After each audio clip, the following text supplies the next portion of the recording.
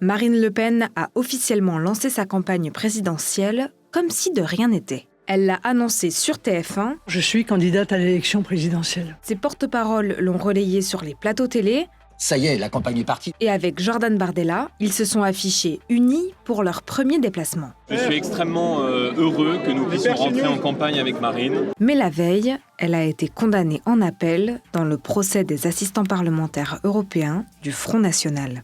Au Monde, nous avons analysé sa stratégie de communication depuis cette annonce. Et vous allez voir comment Marine Le Pen a l'intention de retourner cette décision à son avantage.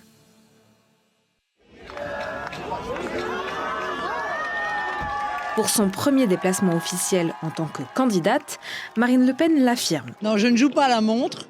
Je suis une citoyenne qui use de ses droits.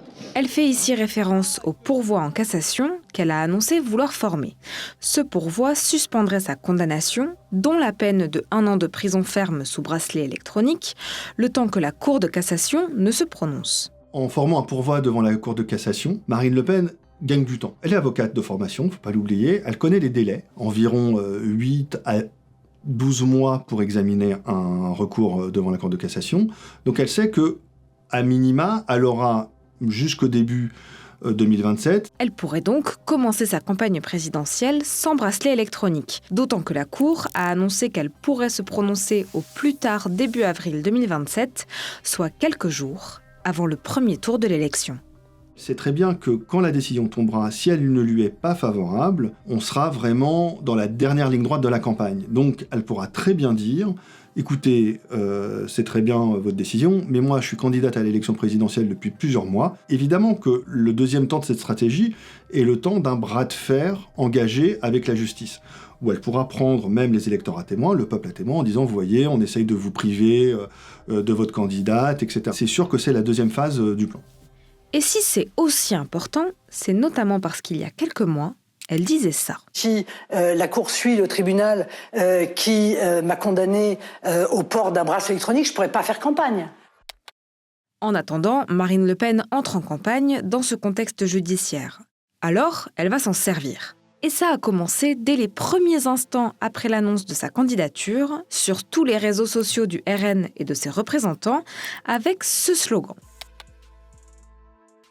Elle va raconter comment elle est revenue de loin, de très loin, voire de l'impossible, pour pouvoir finalement se présenter devant les Français. Je pense que c'est une manière de faire un pied de nez aux macronistes et au parti Renaissance, et ça correspond aussi très bien à tout le discours de l'extrême droite, traditionnel, qui a toujours été celui de faire le constat d'une situation qu'ils présentent comme apocalyptique du pays, et que eux seraient les seuls à pouvoir faire renaître cette France un peu fantasmée du passé, un âge d'or de la France. Le mot-clé, la Renaissance, correspond à la fois au récit que Marine Le Pen veut faire de sa campagne présidentielle, mais correspond aussi au discours traditionnel de l'extrême droite française.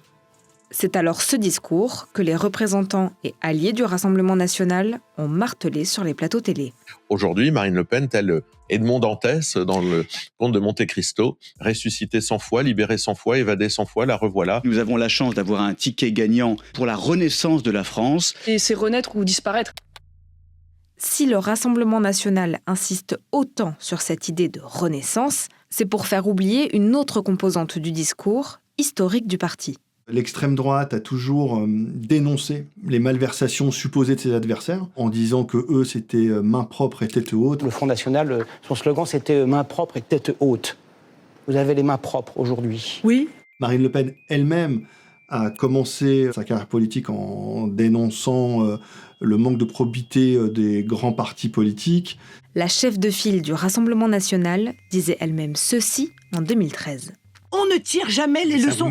Quand allons-nous tirer les leçons et effectivement mettre en place l'inéligibilité à vie pour tous ceux qui ont été condamnés pour des faits commis grâce ou à l'occasion de leur mandat? Moi, ma veste, elle est immaculée. Voilà.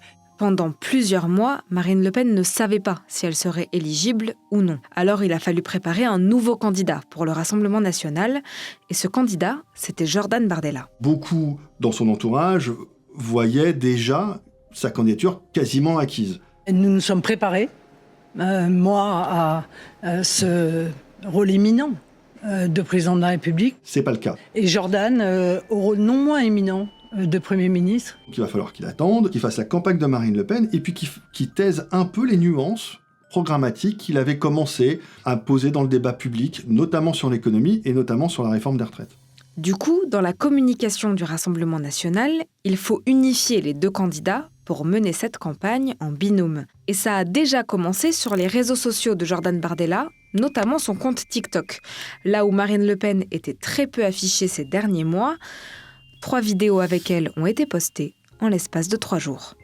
Jordan et moi, nous travaillons depuis des années ensemble. Nous avons l'un pour l'autre une immense amitié. Il dit qu'il la soutiendra, qu'ils sont unis, etc. J'ai envie de dire heureusement pour eux, parce que sinon ce serait une crise ouverte dès le début. Au long de la campagne, il y aura peut-être, c'est pas sûr, mais il y aura peut-être des dissensions, des tensions, voire des crises. C'est aussi à l'équipe de campagne de donner la priorité, la primeur à la ligne incarnée par la candidate, c'est-à-dire Marine Le Pen.